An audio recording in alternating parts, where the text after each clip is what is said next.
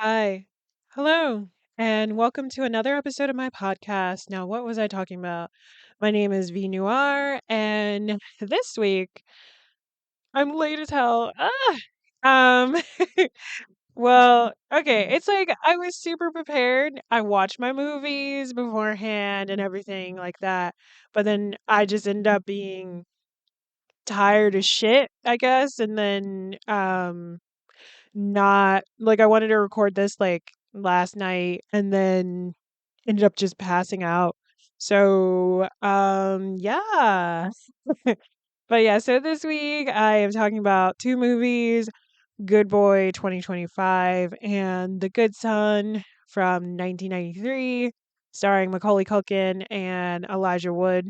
Two babies. They're so precious, so young in these movies.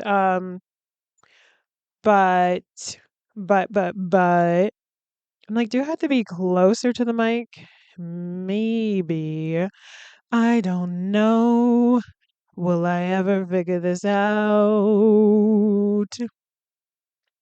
Maybe. um, but anyway, so to kind of get into it, first of all, Good Boy. It is basically a horror movie through the perspective of a dog. And, like when I initially was seeing it, and I think a lot of people agree that this is kind of giving like Courage the Cowardly Dog, the animated show off of Cartoon Network from forever ago. And I've honestly brought it up a few times because I was like, I loved horror stuff as a kid, but I didn't watch the show because not because of the horror or the creepy elements, but because of Courage as a character dealing with Eustace being someone who would yell at him and all these things. And it's like, I'm trying to escape from that. I don't want this in my escapism media, so I couldn't watch it. At the time, I didn't realize that's why I couldn't watch it, but that is why I couldn't watch it. So, yes, this is the closest we're going to get to like a live action Courage the Cowardly Dog, except for, except for, the owner isn't mean to him, essentially.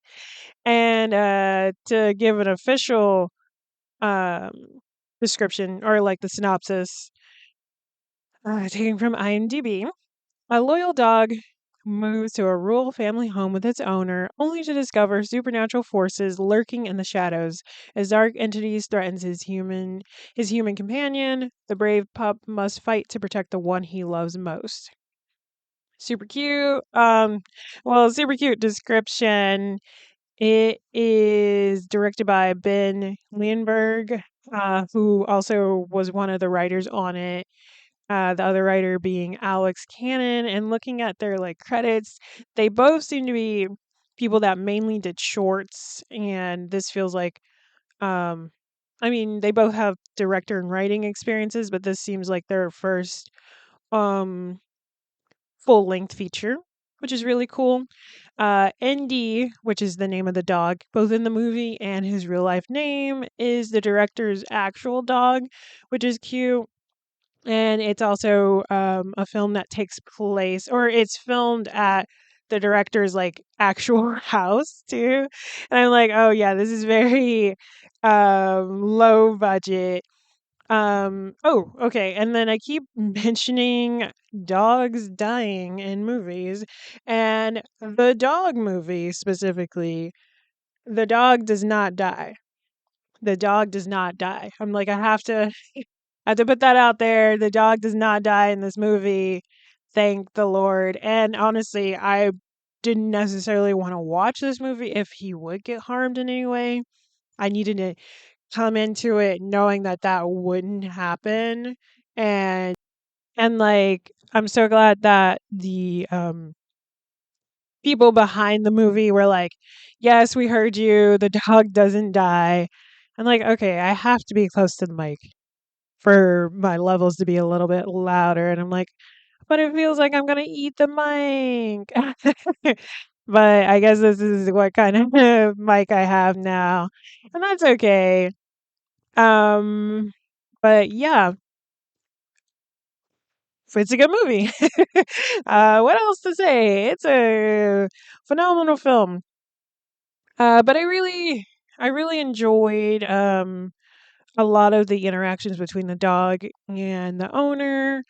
Um, I didn't think I would get into spoilers this quickly, but I was really struck by how much the main character looks so much like the director that I was like, wait, is that the actual director? Is the director also the lead person? I mean, honestly, I was struck by that even before um we see the guy's face, because we don't really see his face for a lot of the movie. He's in shadow for a lot of it, which was honestly kind of creepy.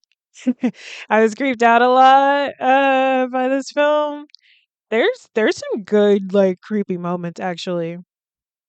I mean, yeah, there's a lot of I can talk, I swear.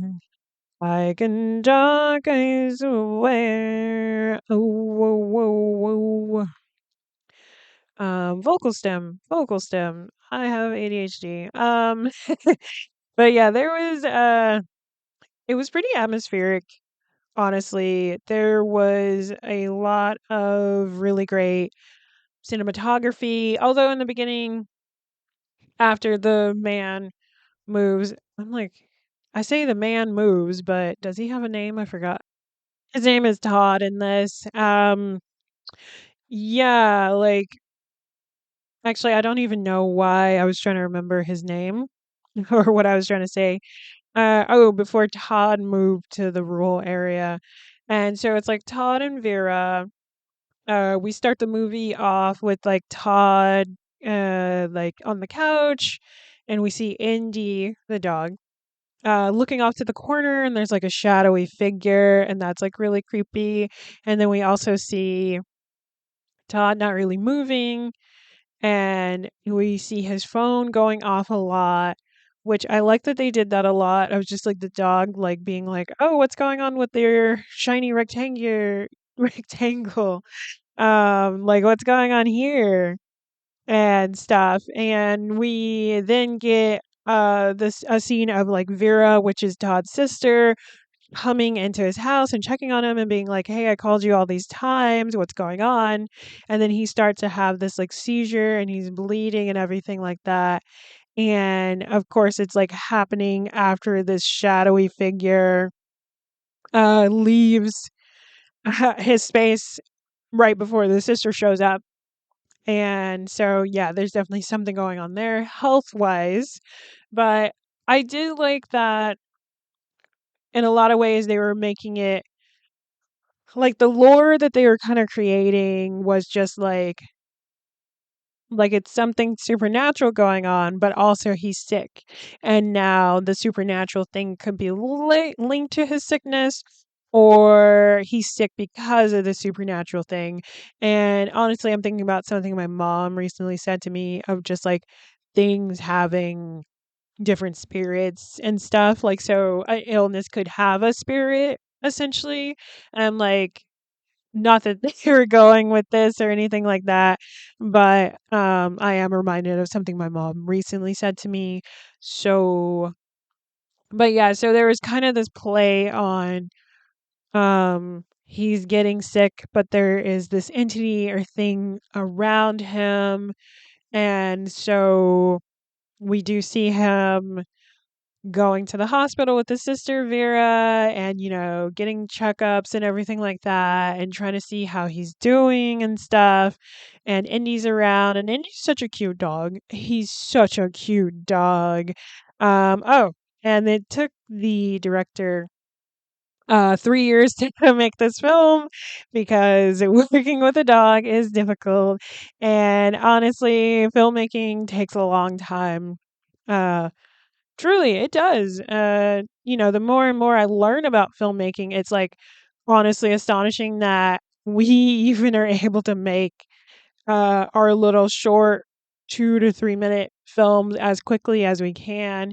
And even then, we are given at least 1 or 2 weeks to do it. But because everyone else is because everyone is also working and other life shit. It's like, yeah, the thing that we were given 2 weeks to do, we actually have to do in 1 week. And actually, we only really have to do it in 2 days because all of our schedule, it's like all of us are also like not hella old, but we're older. So it's like, when you're in your 30s or late 20s, early 30s, and you're trying to hang out with each other, and you're just like, all right, so like, oh, I saw this video earlier. It's just like, all right, so can you hang quarter 3 next year or whatever? And it's like, oh my god, don't shut up, shut up.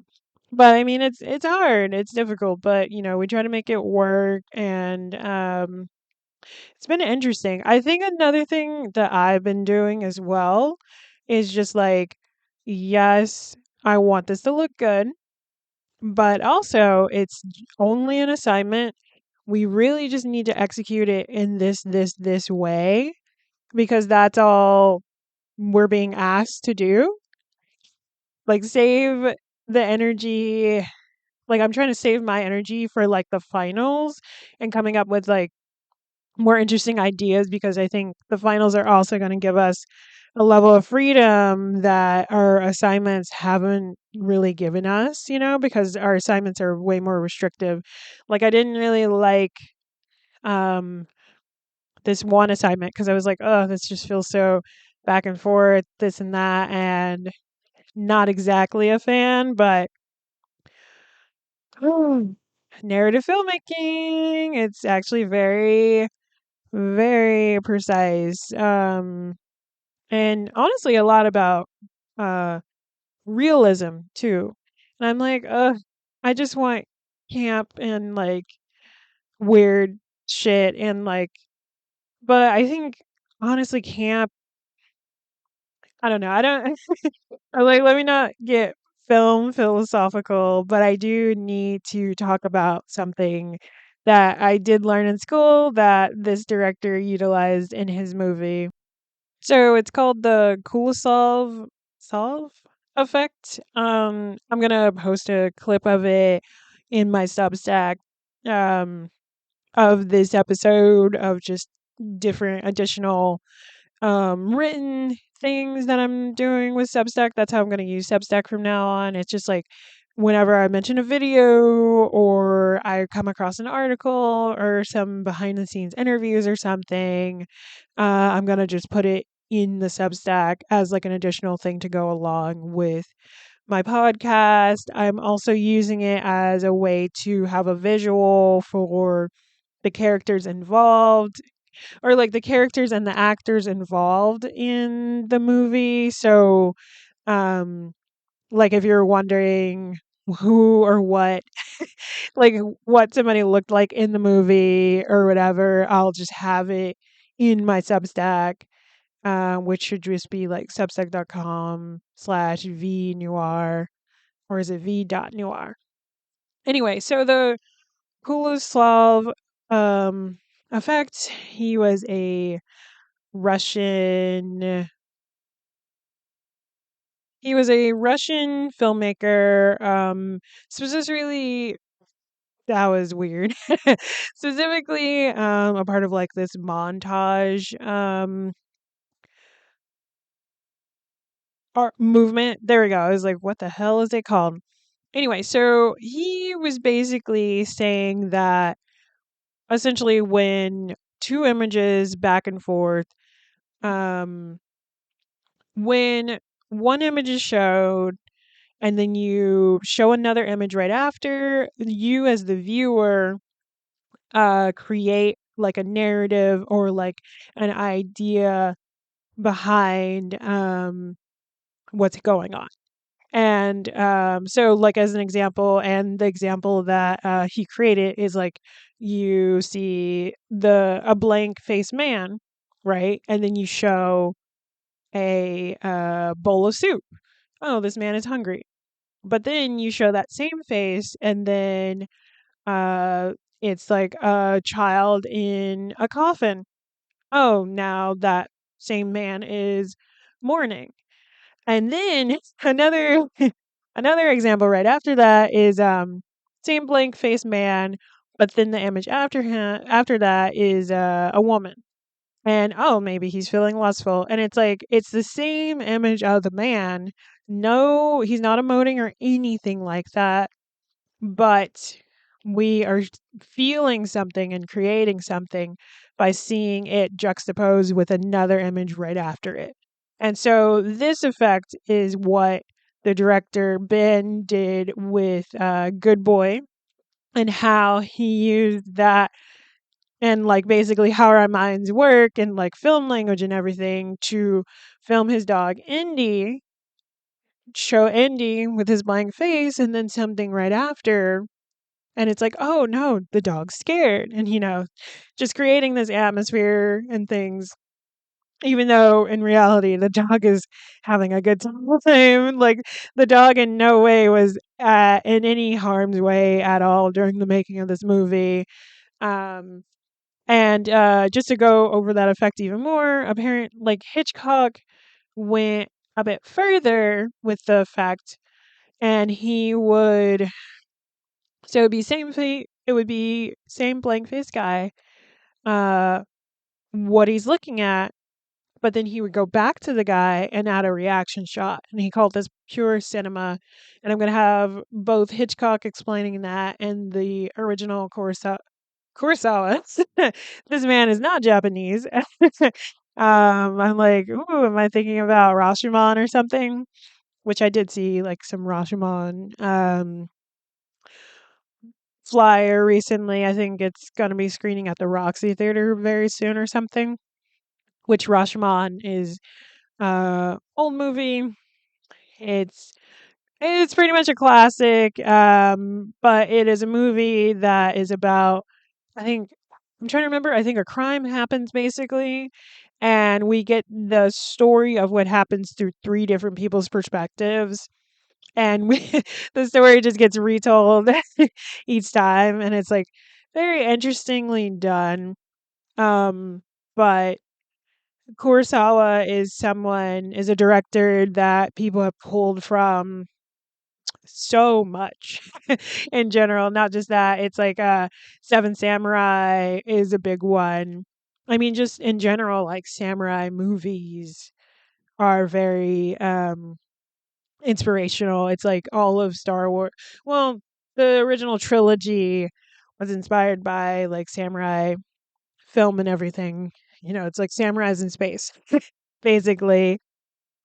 But anyway, so Ben the director utilized this concept in order to film his dog Indy and create this atmosphere.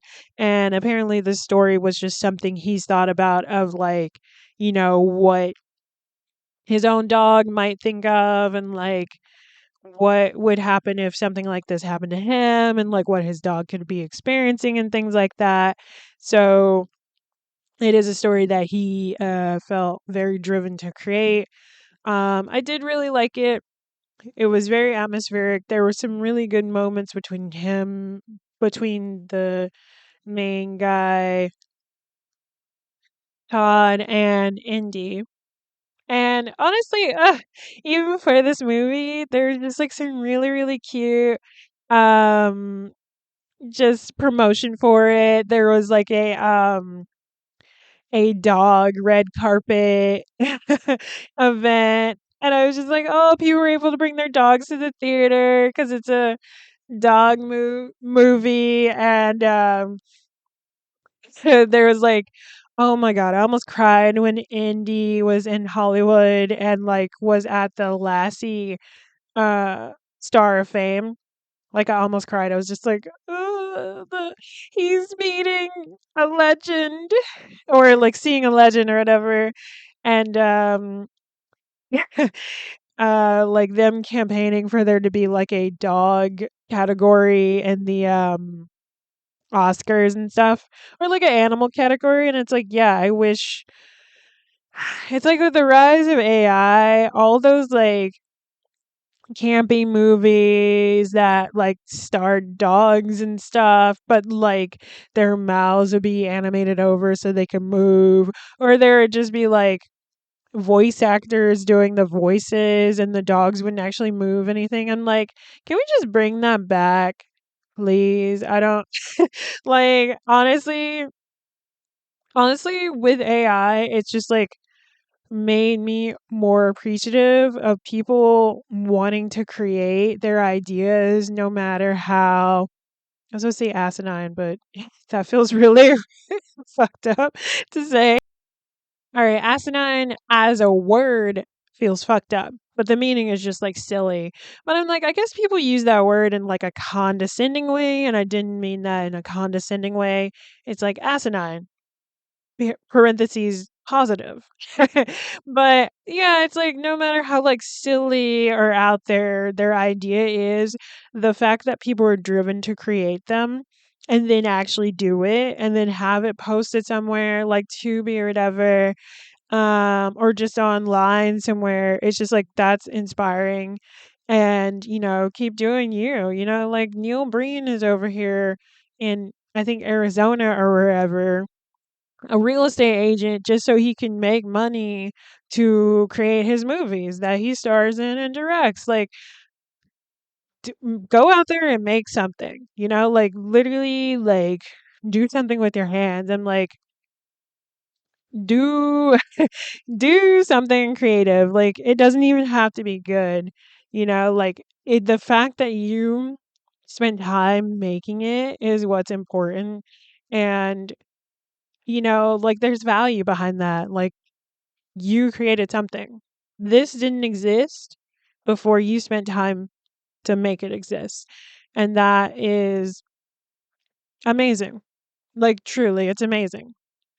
And yeah, I'm just so it's like I'm so hurt and so sad that like AI has made people devalue the arts.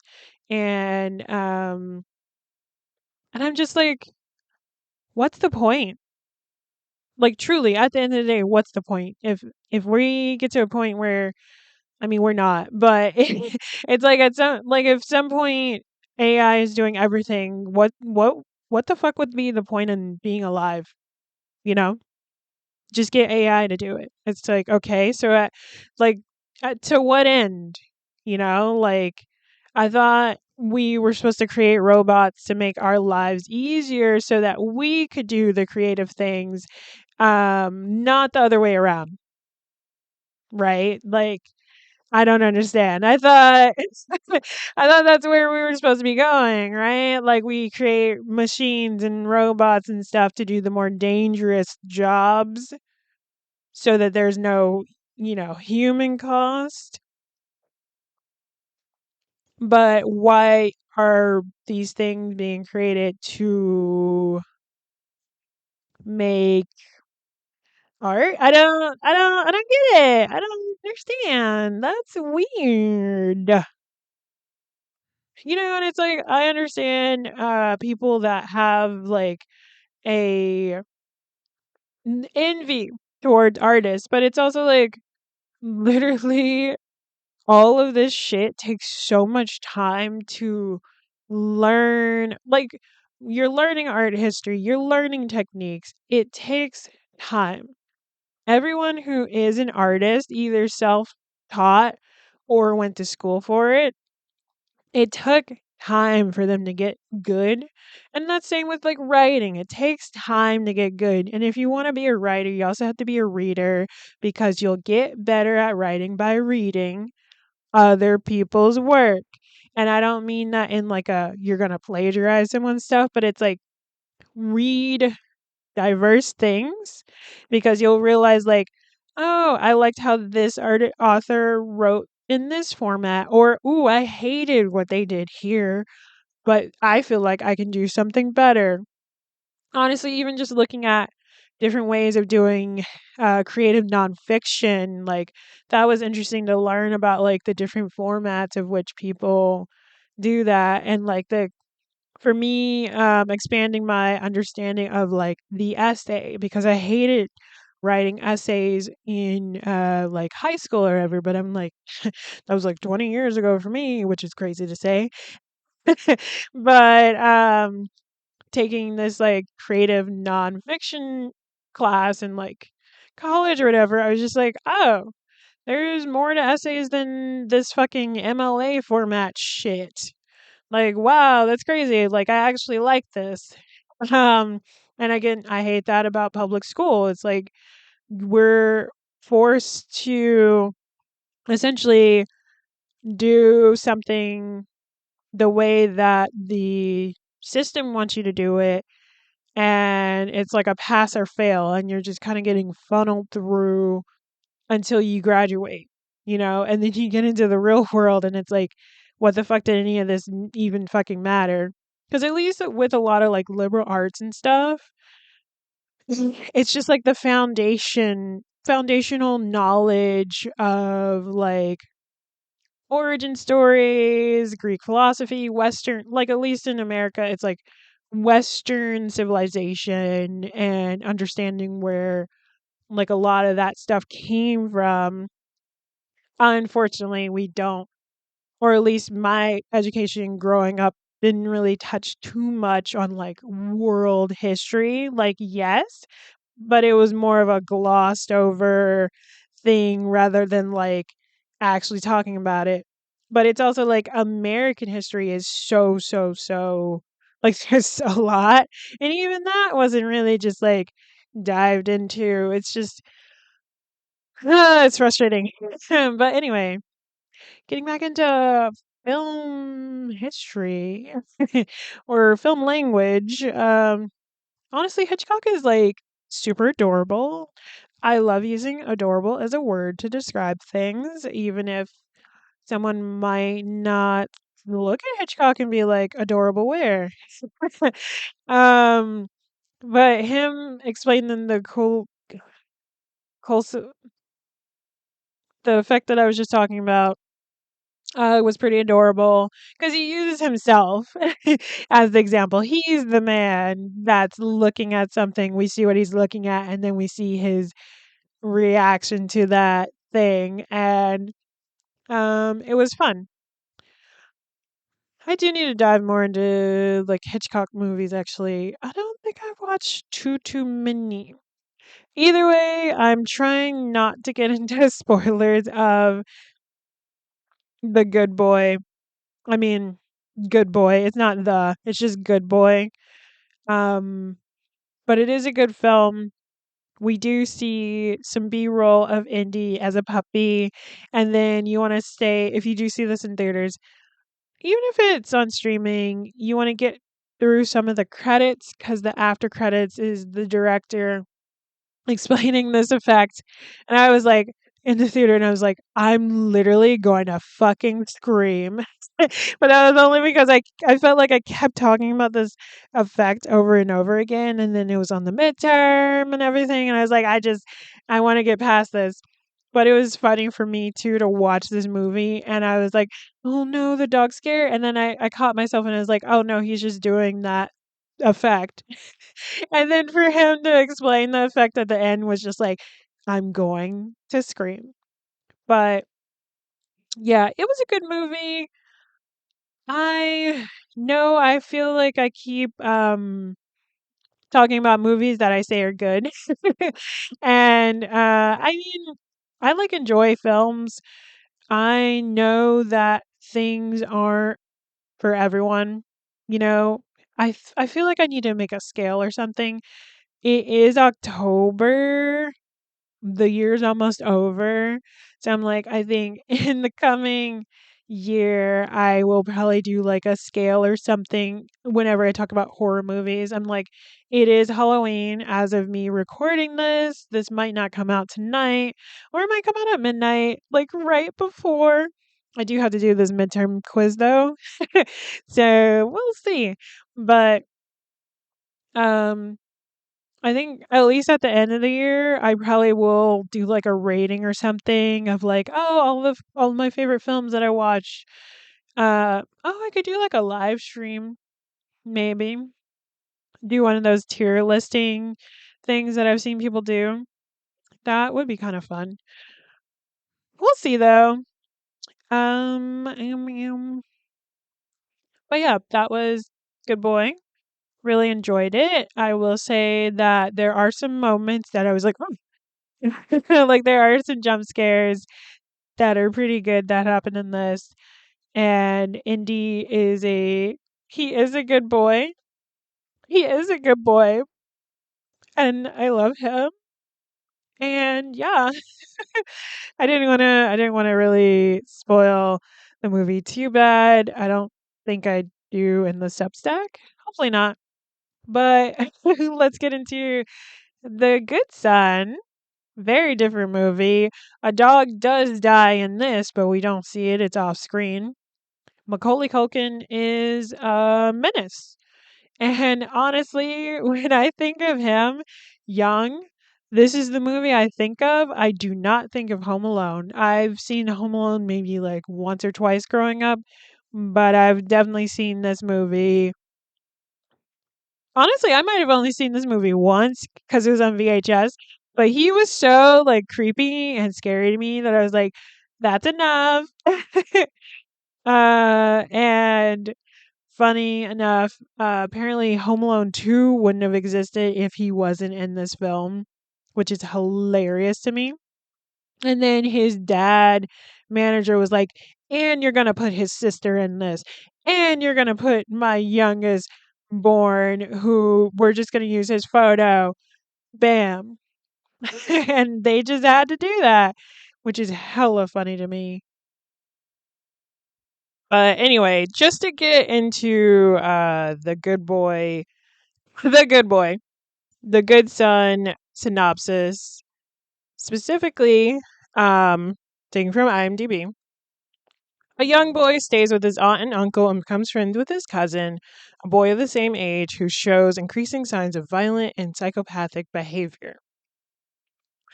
So it's like I remember the violent and psychopathic behavior or whatever coming from Macaulay Culkin's character, but I couldn't remember like literally anything else. So the catalyst to all of this is Elijah Wood's character, played by Mark, losing his mom in the very beginning of the movie and feeling guilty about her dying because he promised her that he would save her, essentially, or not, cause her to not die. And she ended up dying still anyway. And that created guilt for him. And he was quiet and closed off. And his dad um, was feeling really remorseful and sad and was just like, I don't know what I can do for my son. He doesn't want to open up. He doesn't want to talk about this. And so his dad's brother was like, how about he come stay with us over in Maine? I think they were going to Maine. And I was like, oh no, not Maine, not Stephen King's horror filled neighborhood. But so they do this cross country trip where he's trying to, get Mark to open up and he still doesn't. And so after that, they do get there. Oh, so the whole point of him staying with his uncle, not only for him to be around his cousin who's the same age, and his cousin is Macaulay Culkin, of course, but his name is Henry, so I'm going to just call him Henry for the remainder of this, Mark and Henry. But so another thing that was happening was his Mark's dad got this offer that he needed to go do in Seattle, and essentially it was like an offer or promotion or something, essentially a way for him to prove himself that would get him more money and also have both him and Mark set for life, essentially. So it's like a really, really important thing that he had to do for work. But it's also like, I don't want to leave my grieving son by himself. And that's when the brother steps in and was like, yeah, just have him stay with us. You're only going to be gone for 2 weeks. It should be fine. Yada, yada. And so, yeah, I was just like, oh, I didn't remember this very dark sort of intro or like opening to everything where we are dealing with Mark grieving his mom and then coming to live with his cousin, and then his cousin's like, you know, not prim and proper, but uh he sort of behaves in a way that's like, oh, he's just a good kid, but he's up to no good essentially. Like he has his outhouse and his tree house that he's like, my my sister and parents should never see this stuff. But it's like obviously the parents are allowing him to have this level of privacy because privacy is important for children to gain a sense of self and stuff. But they don't realize that he's like creating weapons and shit. Um and so I was also like, damn, so this is the kind of shit, kids were up to when they were allowed to like more freely roam before the onset of 24-hour news and everything like that. Because it's like, yeah, people used to let their kids just be out and moving around and do whatever. And I'm like, that wasn't even that long ago, but it still feels weird. And it's like, I have an experience of sort of being not isolated, but I just wasn't really, I was very sheltered. And I wasn't given as much freedom as like my brothers. So I just was like, okay, I'm gonna stay in the house. So I don't have that experience of just going out and doing whatever. But let's not talk about my upbringing right now. But I do know that, like, because of the fears and anxieties that parents have now, especially because of the news and everything like that, there is more of a stronghold on like what their kids do and stuff. So, I mean, and then there's the fact that there's no longer that many like third spaces for kids to even go to. And I'm saying like kids like from like preteen, like 10 or something, up to like high school age. And it's like, especially like in San Francisco, it's like there's a dead mall. Like here, like there's nothing to do. There's no arcades. The arcades that do exist are for adults because they're in bars. Like, what are we doing here? Like, movies are really expensive.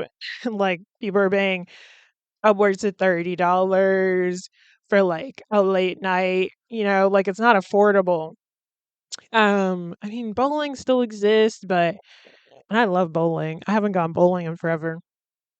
But still, it's just like there's not, I mean, even thinking about like musicians and like artists that are specifically being catered to teens and young people as a demographic, it's like they have to sort of latch on to older people's media essentially.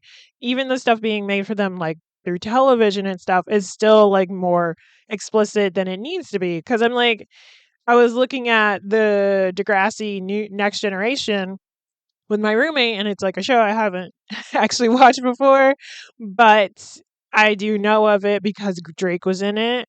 And I'm like, oh, look at Drake, looking how I remember he looked.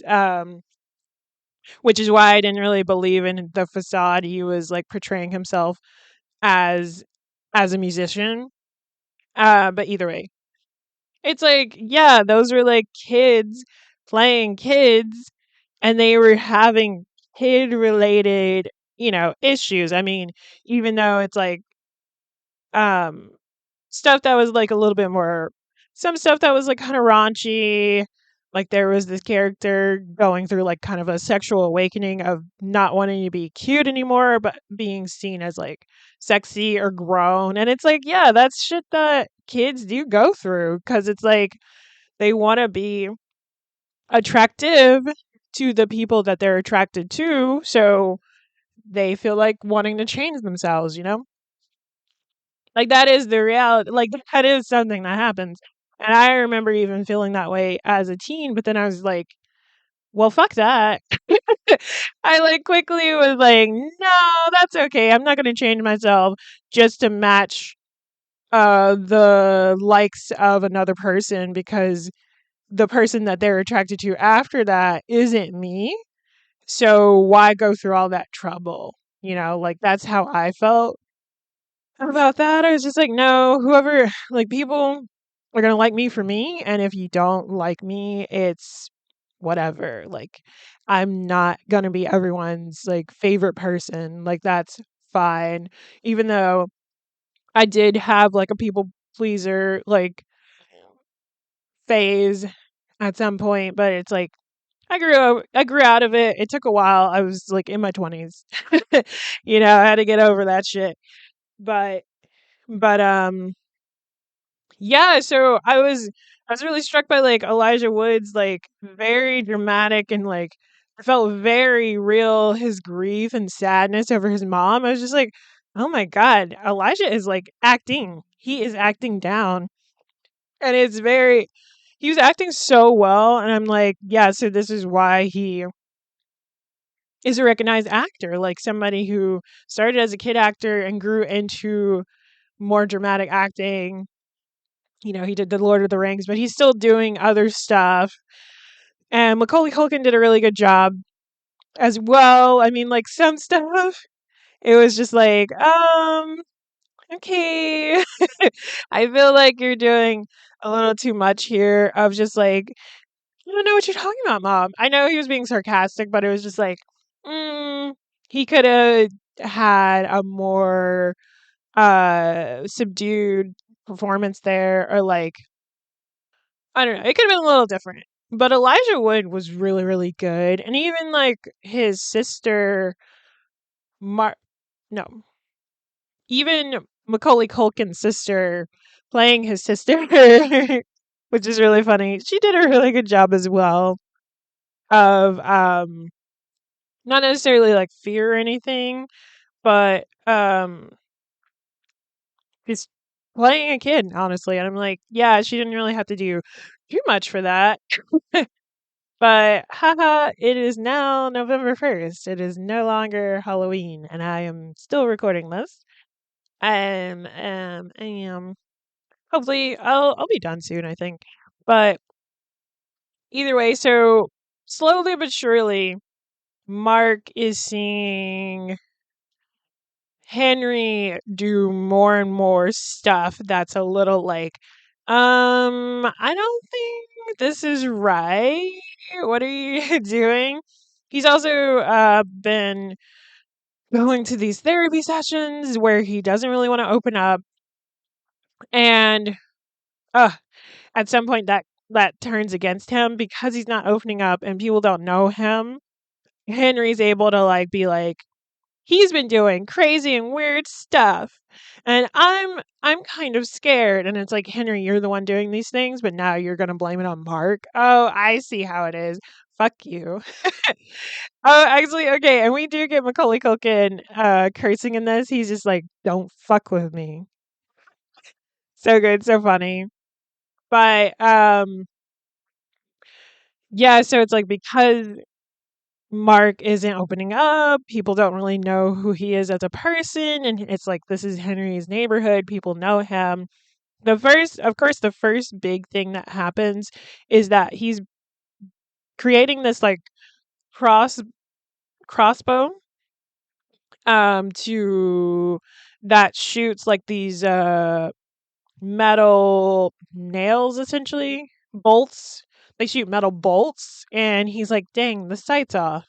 And because he tries to shoot this dog and it misses, and then we come back to it and he fixed it and actually does end up shooting the dog. I should have put a content. I should have warned that I was about to say that, but I did mention that a dog is killed before, and I'm sorry that I just went into that because I was remembering the plot and not actually like I was thinking while also talking, so I wasn't hearing what I was saying, if that makes sense.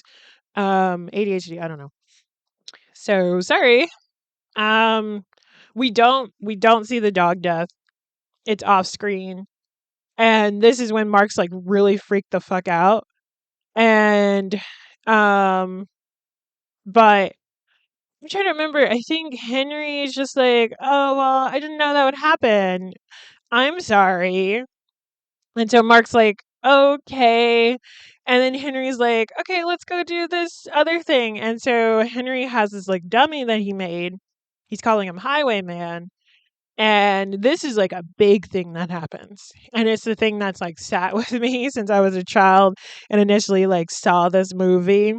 But him and Mark take Highwayman up to a bridge and they Henry sits Highwayman on like the bridge wall, essentially. And he's like, oh, Highwayman, you're so tired of living. Well, goodbye, or whatever, and like pushes the dummy into the traffic. Or he pushes the dummy off the bridge and it falls into ongoing traffic, which causes this big accident of all these cars like piling up and stuff. And we just see Henry's face just like completely enjoying this and being like, wow, another one, another one. And Mark's just like horrified that this could happen. And he runs off and they're running. And then the police show up and they run into the woods. And Mark's just like, I didn't know that was going to happen. Like, what was that? I didn't know this was going to happen. He was going to go off and tell Henry's mom and everything what happened. And Mark's no. And then Henry's just like, what do you mean? You didn't know that was going to happen? We did it together. So if you tell on me, I'm going to tell them that it was your idea. And he started like working on how he would show his emotion about this and like in Mark's face. So Mark was like, fuck, I'm literally fucked. I mean, he's a kid. He didn't say that. But his face displayed that sort of reaction of just like, this boy is crazy. So he realizes he can't go to the parents. Then he tries to go to the therapist, and Henry beats him to the therapist first. And this is what I mean, where Henry turns like everyone's behavior around Mark against him. Because now this is when Henry's just like, yeah, I don't know what's going on with Mark, but he's been doing some weird stuff. Oh my God. Thank you for the soda. So he has nowhere to turn. Oh man, I forgot about this, but like Mark's dad called to check on him, but Henry answered the phone and Henry was just like, oh no, he doesn't want to talk to you. No, he likes it here. He actually wants to stay. Like, don't worry about him. And like never told Mark that his dad called or anything like that. And so when Mark tries to call his dad and be like, hey, like something's going on with Henry, I don't like it, I don't want to be here. His dad is just like, huh, what's going on? I'm so confused. Ooh, and another thing I forgot to mention was like it was implied heavily that Henry had killed his like kid brother, or it was hinted at that Henry killed his kid brother Richard, but his mom is like eating up at the guilt because she thinks that by leaving him alone in the tub by himself with less than 6 inches of water, that it's her fault that in that time of leaving, that yeah, like it was her fault that he just like fell and like drowned or whatever. And it's like, yeah, so then Henry starts talking about how he killed Richard to Mark. And that's like also another thing that's leading up to Mark being like, uh, I don't like this. You're crazy. And so, you can kind of infer that the whole reason that Richard was murdered was because Henry's things were given to Richard, and that caused him to be jealous and angry and kind of snap and kill him. And so I think another thing too was like it was like a warning for us as the audience, because Henry was telling his parents like, oh, Mark really wants Richard's room, and it's like, or like to be in a room by himself. And I was like, haha, you're just saying you want to kill Mark, but the parents don't know that you killed Richard, so they just think he wants this room for whatever reason, even though they're not actually listening to Mark when he's like, no, I don't want the room actually. And Henry's dad is just like, like it's become a museum. We're gonna have to change it anyway. Like it's fine. And it's honestly, with how she was behaving, it felt very fresh that Richard might have like passed away. So I was just like, I don't know. And like I kind of said all the way in the beginning of this, it's just a photo of the boy. It's not, we don't actually see the boy or anything like that. And that's how Macaulay Culkin's dad got his youngest to be in this movie too, just his photo, which is hella funny. But so there's like this touching moment between Susan, which is Henry's mom's name, and Mark. And so Mark just all of a sudden is just like, oh no, Susan is my mom. My mom said she would always be with me. And she's come back to me as your mom. So now she's my mom, actually. And I'm going to protect her. And it was just like, you could see that Henry was like, I'm going to kill something. At first, he goes after his kid sister, Connie, who man, this was fucked. The parents had like decided to have a date night that they planned, and Mark's like, "Oh my god, please don't leave. Oh my god, please don't leave. He's gonna fucking kill Connie," which is the name of the sister, uh, Macaulay Culkin's real sister. And they leave anyway, and Henry's just to Connie, just like, "We should play hide and seek," and Henry's just like to Mark, "Oh, you think I would hurt my own sister?" Macaulay Culkin is acting. I think he's having a lot of fun probably playing this character. And as I was like trying to look up articles and stuff, I was seeing people say that this is like the extended dark version of Home Alone, which is hella funny too, because it's like he is building all these things and causing havoc, but he's doing it on purpose because to him, he's like, when you realize you can do anything, what's the point? Just do whatever. But it's like yes, free will, but also you're going about it all wrong. Like you're literally like bringing harm to people and not understanding that, like he can and he can't. And so Connie survives the night and because of Mark. But then the next morning, Mark finds out that Henry took Connie to go ice skating and he just runs off because he's like, fuck, he's gonna do something to her on the ice rink. And we see this phenomenal scene in how it's shot, not the actual context of the shot.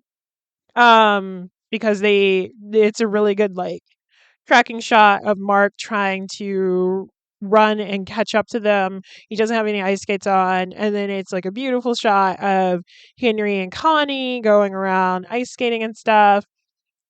And he's just like, and they kept going faster and faster. And then he let her go and she went flying into the area on the ice. And this is like a frozen lake situation, not like an ice rink. So she went flying into the part of the lake that was on the thinner side and more dangerous for people to skate on top of, and she ends up falling through the ice.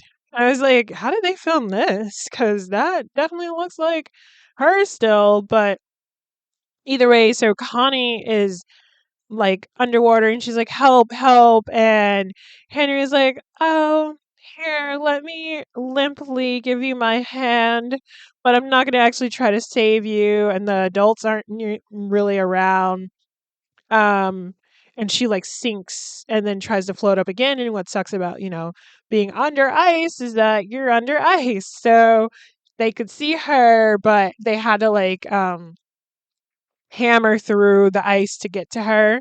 And all of this is happening while Mark can see.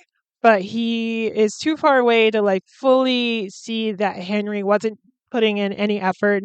And so finally, after this incident, Mark comes up to Susan and is just like, "Hey, Henry isn't the kind of kid you think. I think he did try to harm Connie," and doesn't explicitly tell her about Richard, but kind of implies that he might have done something to Richard. And so Susan is kind of suspicious, and checks out his hideout for like the first time. And she is looking around, things fall, and she sees this rubber duck that was Richard's, or it was in the bathtub with Richard. And she's just like to Henry, because Henry shows up, of course. He does that creepy, like, horror villain thing of just showing up with no sound. And she's just like, "Oh, how did you have this rubber duck? I hadn't seen this since like the thing that happened with Richard." I don't think she said the thing, but I'm paraphrasing. And he's like, "This was my duck, actually. It's mine. I don't know what you're talking about." And, Susan's just like, "Haha, haha, that was weird." And so now we see Henry being like crying in the mirror and all this stuff. And he's talking to Mark and he's like, "So, like, you cried, right? At your mom's funeral, right? Like, do I look like a person who's like grieving their mom?" And Mark's like, "What the hell are you talking about?" And then, of course, wait, I can't remember if Henry was like, "I'm gonna kill Susan," but that's essentially his plan now. Actually, no, he does tell Mark. He's like, "Yeah, I'm gonna kill my mom because she's my mom, not your mom. And now that you're trying to stake a claim on her, she has to go." So yeah, now Mark's like, "Fuck," and Susan and Henry go on a little walk before Mark could warn her about what Henry was planning. Oh, actually, okay. Mark thought that Henry was going to poison everyone, so he got rid of all the food in the fridge, and that just caused everyone to be like, "Your behavior is really erratic. I don't know what's going on." And people are again like being like, "I don't know what's going on with Mark. That's weird." And so, yeah, we're nearing the end of the film. Susan and Henry are out for a walk. They're going to this cliff that they're getting near to I can't talk. They are getting close to this cliff that Susan would go to contemplate life and the passing of Richard and everything like that. And she asks Henry, "Did you have anything to do with Richard?" And Henry's just like, "If I did, what what would you do? You like when you put me in one of those places?" Like because she was just like, "We would get you help. Like we would try to help you." And Henry's just like, "You're gonna put me in one of those places. I don't want that," and runs off. And she thinks he like tries to jump off the cliff. And Henry is like comes out of the bushes and he's like, "You don't know anything about me, Mom." And then pushes her and she like falls off the cliff. Well, she slides down, but she doesn't like fall to the ground. And then after this, Mark comes out of nowhere too, and they start tussling. Oh, I don't know why I said tussling. They start fighting on the cliff, and like it's very dramatic and stuff. And then Susan is able to get back up, but then the boys fall over, and she's trying to hold on to both of them. And then I'm like, I just realized I'm just like saying the movie and basically about to spoil the ending, but I'm already there. I didn't want to spoil the ending of Good Boy because that is a movie that just came out. Um, but man, I did almost cry. I was about to cry with Good Boy's ending, and then I was brought back from not crying because of how funny and cute it was for the director to film Indy. because we got those behind the scenes at the end of the credits. So I was like, okay, you stopped me from like literally crying in public. Thank you. That was funny. But this is a movie that came out 32 years ago. And so yeah, I'm gonna spoil it. Susan is holding both the boys' arms. Henry is begging in his most precious, perfect sounding son voice to be saved by his mom. Mark is just struggling. Susan lets go of Henry's hand and saves Mark. And that's kind of the end of the movie. It ends with like a monologue from Mark of being like, I think about that day. I don't know if she would make that same decision. And it sucks.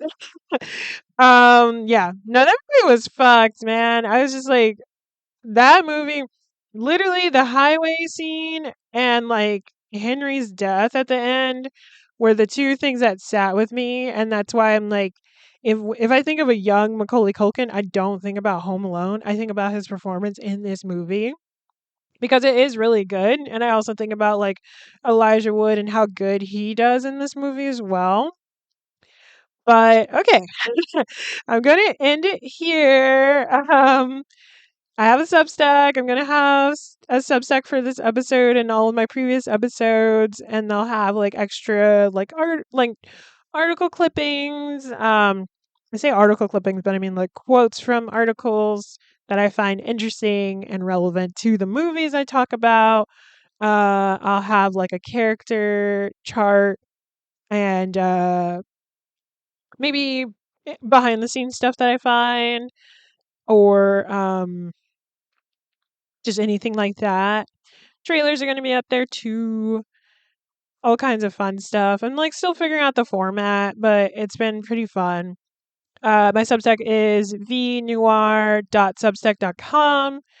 Follow me on Instagram, the thing that I don't really post as much. Oh, but Instagram v underscore noir underscore. And I actually used I will be using my Substack to also post notes on if my podcast is late or anything like that. I think all of my articles will be free, but I think the chat part of Substack I will have be like the paid thing. Just so like if you wanted to talk to me, it would be through that or through my Patreon, which is patreon.com/vnoirs film club. Uh, Check out the podcast archive at www.nwwitapod.com. I haven't streamed on Twitch in a while. We're still figuring that out. I got burnt out from playing the games that I was playing, so I think I might end up just streaming on Twitch like once a month or something, because I was trying to do it twice a week, but I think doing once a month but one longer stream might be ideal for me. So that'll be fun. And there's been like new games that have been coming out or coming to my attention. And I'm like, that will be fun to check out. But my Twitch is v underscore noir there as well. And yeah, I will see y'all next time. I'm probably going to talk about the new Guillermo del Toro Frankenstein movie. Bye.